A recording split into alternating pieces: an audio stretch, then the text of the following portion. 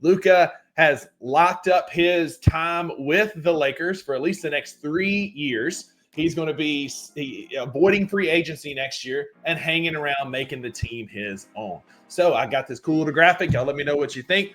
Luka is signing Drew a 4-year, $165 million extension to hang out with the Lakers. Initial thoughts for me is this is clearly kind of indicating that transition off of LeBron, right? We're heading towards the Luka Doncic-led Lakers, and this is going to be Luka's team going forward. Now, the interesting thing is in that final year, there is a player option where he can opt in or out of staying with the Lakers. But Drew, I think this signals the end of the LeBron era. Maybe not this year, but this is the Lakers clearly planting their flag on the Luka Doncic island. Yeah, so I do want to make one small correction. It's a 3-year, $165 million. It's 3-year, $55 million a year. Yeah, you could say that it signals the transition and the primary focus going forward. We knew this. I mean, from the moment they trade that, like, this was official. This was getting it done. It's a max. It's not a super max that he could have got with Dallas. And so I'm sure Luka, as he's working out this summer, definitely thought about the fact that instead of making, Shai Gilgeous-Alexander money, like $70 million a year, he's only making $55 million a year. I don't feel bad for the guy. I mean, $55 million a year. I mean, but yeah, this is Luka's team, and this is the most frustrating part about the trade as a fan of the Memphis Grizzlies and a Western Conference team is that Dallas just gave the Lakers a future that they didn't create for themselves. And so, yeah, they locked him into 3 more years at $165 million total.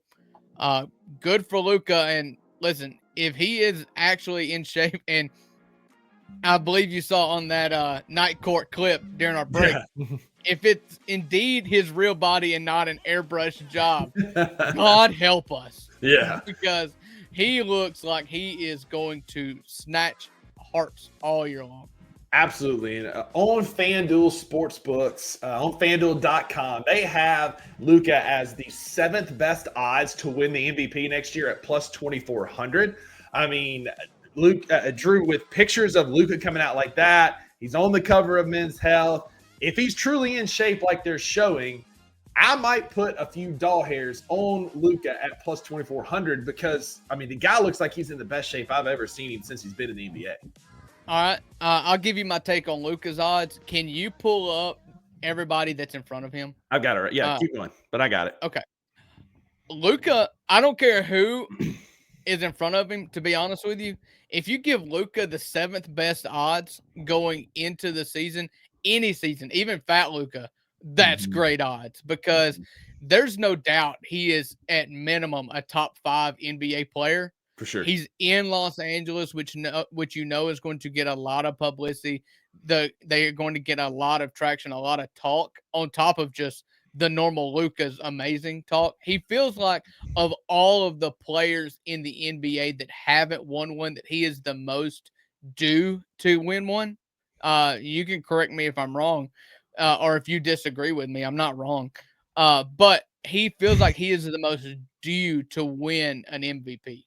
Yeah, so I'm gonna have to correct something here. So his MVP odds that's the NBA Finals MVP odds. So the NBA regular season MVP odds, I was in a hurry when I was making this graphic earlier, SGA at plus 200, Nikola Jokic at plus 250, Luka Doncic is plus 500, followed by Giannis, Wemby, Ant, Cade, and Kevin Durant are your top MVP candidates. Okay. So on FanDuel.com, his NBA regular season MVP is plus 500. He's plus 2,400 for the NBA Finals, which is showing the Lakers are plus 1,700 to make, which is up. When we made this graphic last week, Drew, it was plus 1,500. They moved to plus 1,700.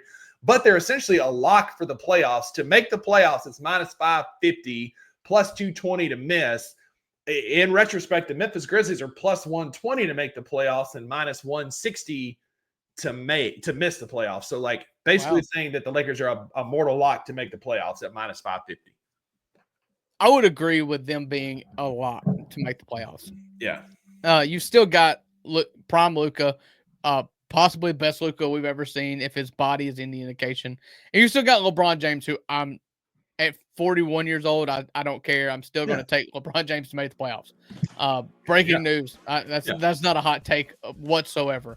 Yeah. So, yeah, the MVP odds, like, I don't know if I take Luka at plus 500. I may still try to look on further down. I mean, you still got Giannis below him.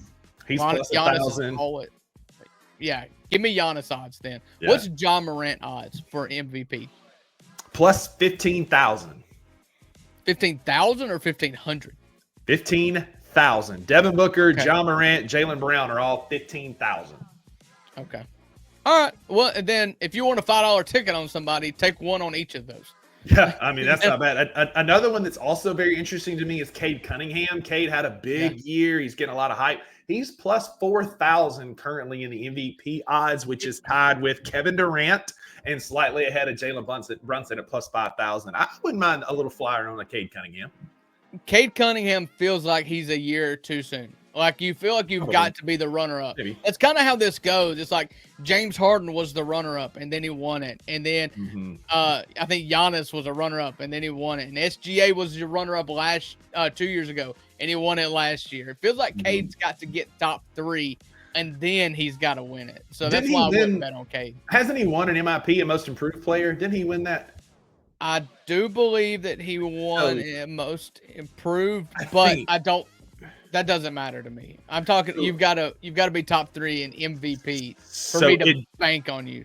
It does matter a bit because the MIP is kind of like MVP in waiting. John Morant won that his second year or third year.